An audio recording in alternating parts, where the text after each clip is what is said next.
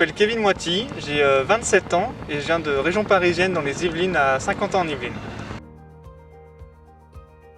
Je fais un volontariat de solidarité internationale avec la DCC, la Délégation catholique pour la coopération.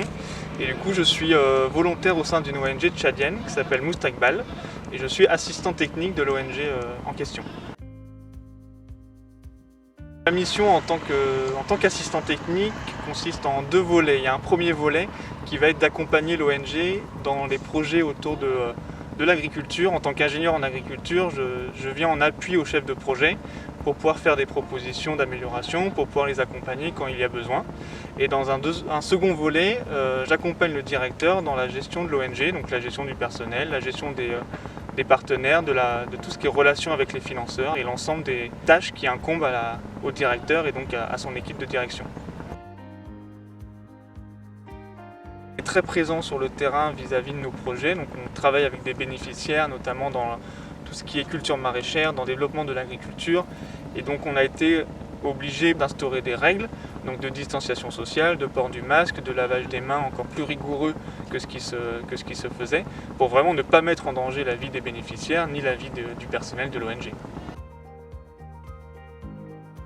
Je commence à me sentir très bien au bout de quelques mois après avoir pris mes marques, après avoir compris comment fonctionne l'agriculture tchadienne, comment fonctionne le monde des ONG, comment fonctionne le Tchad tout simplement. Et ça me permet maintenant d'être vraiment à l'aise, de pouvoir apporter mes connaissances et de pouvoir intervenir quand il y en a besoin.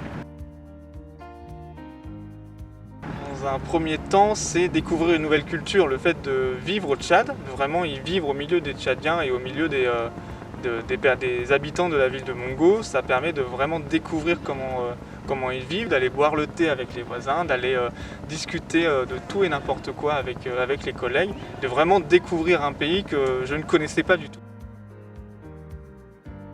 Ne pas se fier à l'idée qu'on peut se faire du pays. Moi, quand on m'a proposé ma mission au Tchad, déjà la première chose que j'ai faite, c'était de regarder où était le Tchad sur la carte mondiale. Et ensuite, bien évidemment, de regarder sur Google quelles étaient les actualités concernant le Tchad. Ce qui ne sont pas forcément les meilleures informations qu'on puisse avoir par rapport à ce pays.